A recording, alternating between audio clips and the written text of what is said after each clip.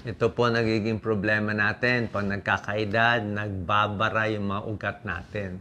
Okay?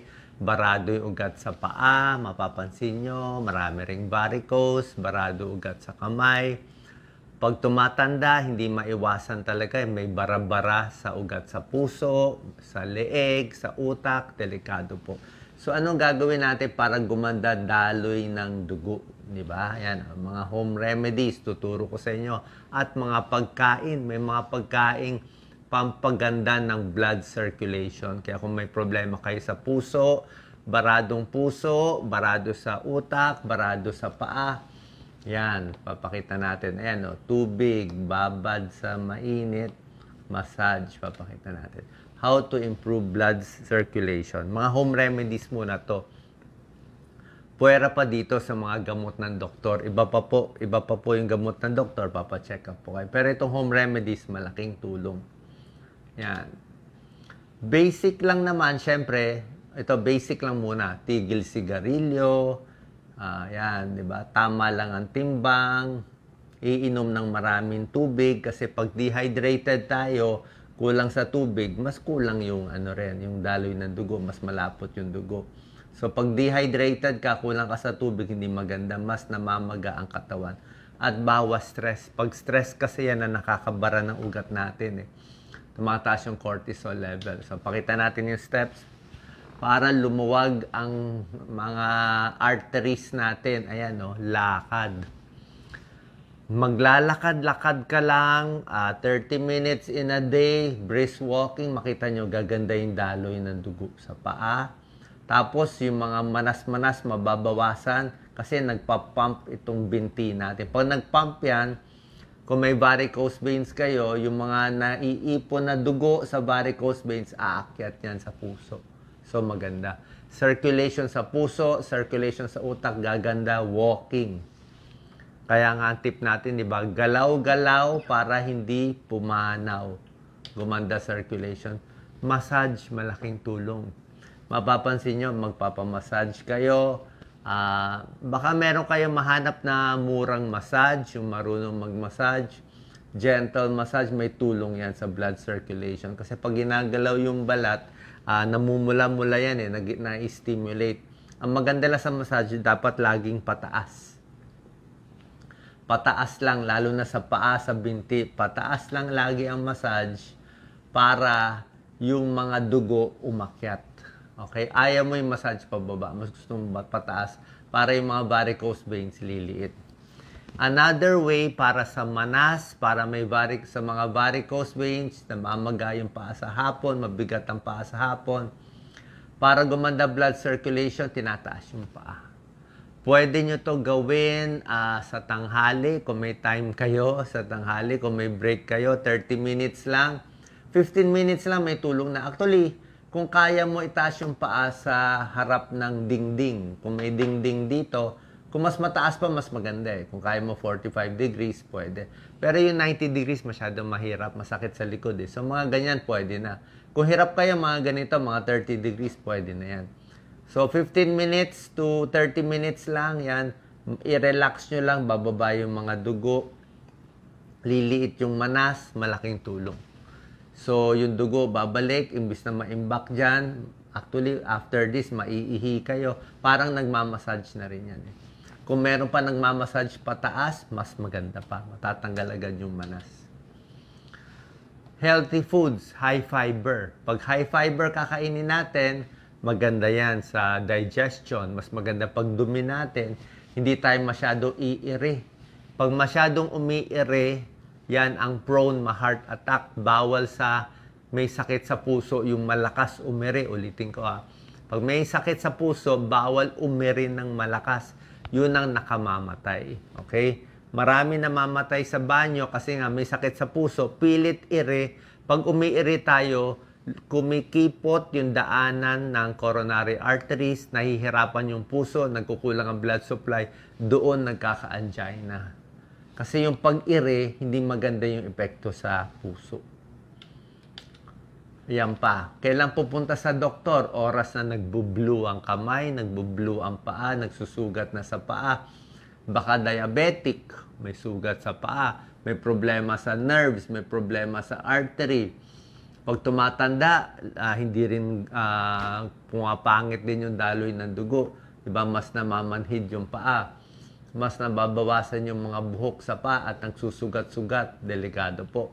Pwedeng tumaas yung sugat niyan. Diyan tayo magpapacheck sa doktor.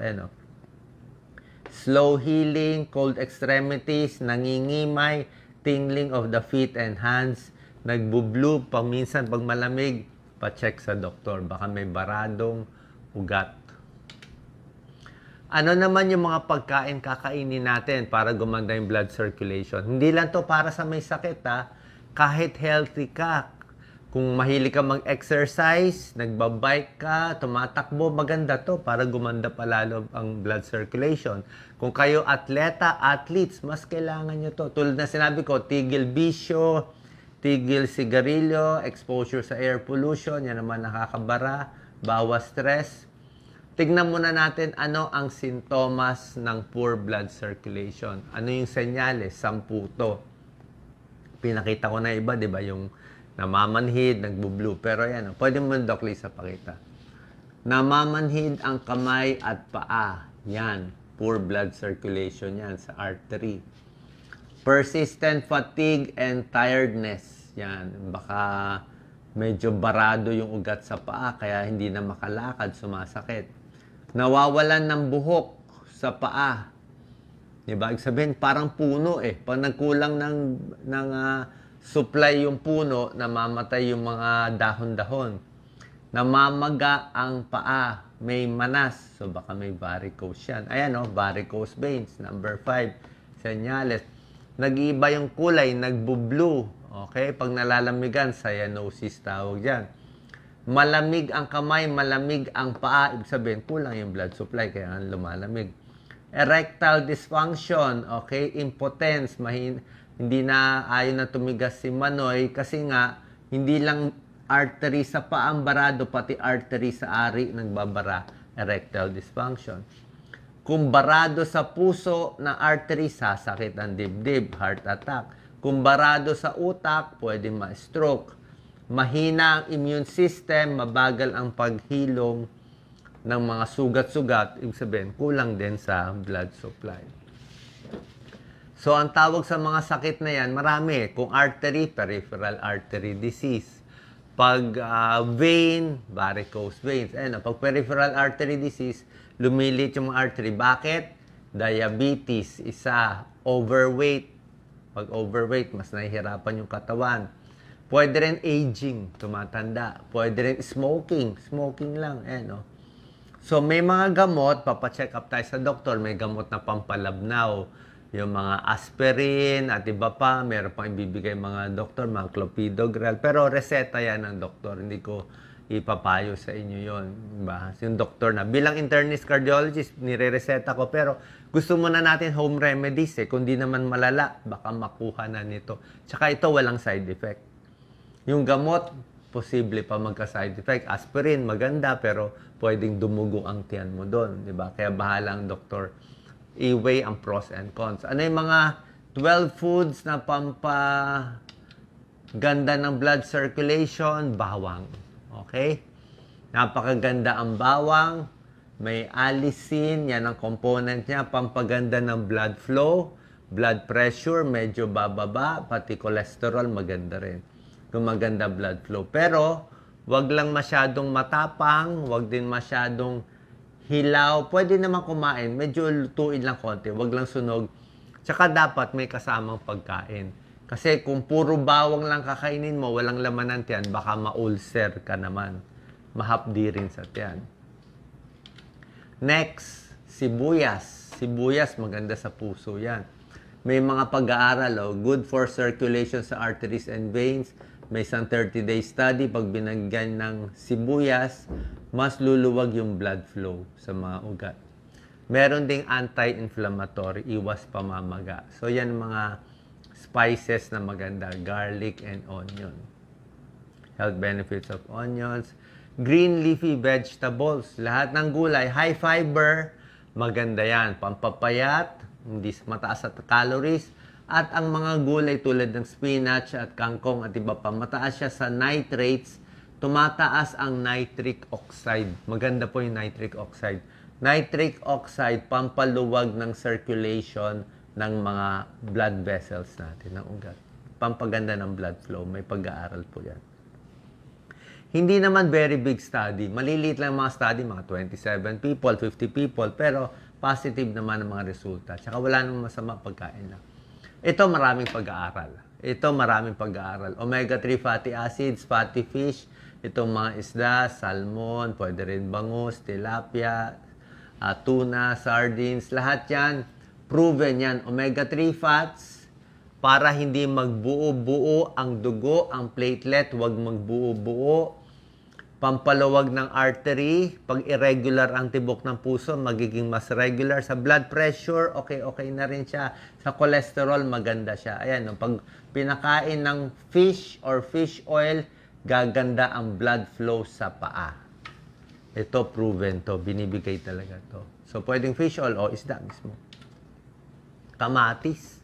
Ayon sa pag-aaral, yung kamatis, hindi lang yan pang puso, hindi lang yan anti-cancer, hindi lang yan lycopene.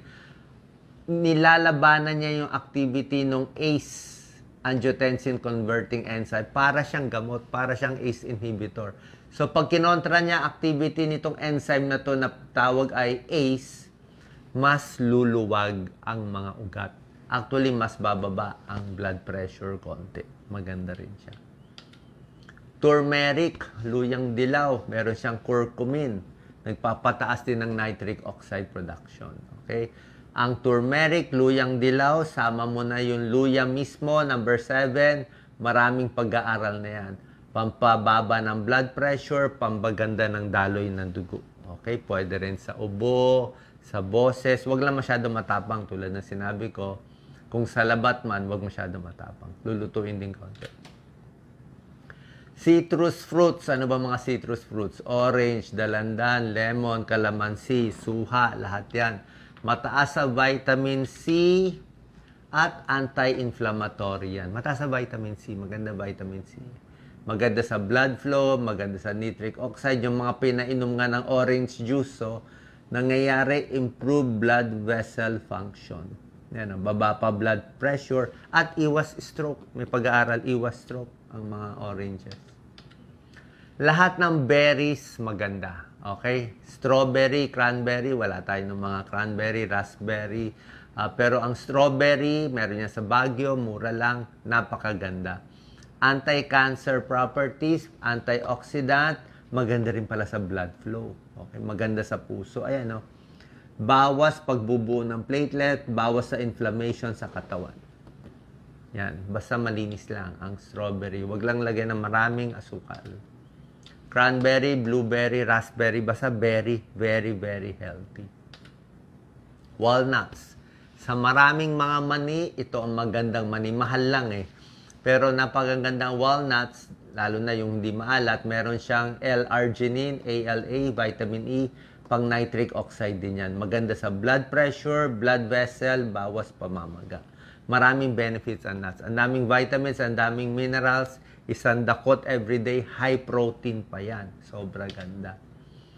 Sili, pepper, capsaicin. Okay? Ito depende kung kaya nyo. Yung ako, hindi ko kaya. Kailangan siguro after meals o konti lang. Sama lang sa pagkain. Pero yung sili mismo na capsaicin, pampataas talaga yan ng nitric oxide, pampaganda ng blood flow. Ang capsaicin ng sili, nilalagay yan sa maraming pain ointment.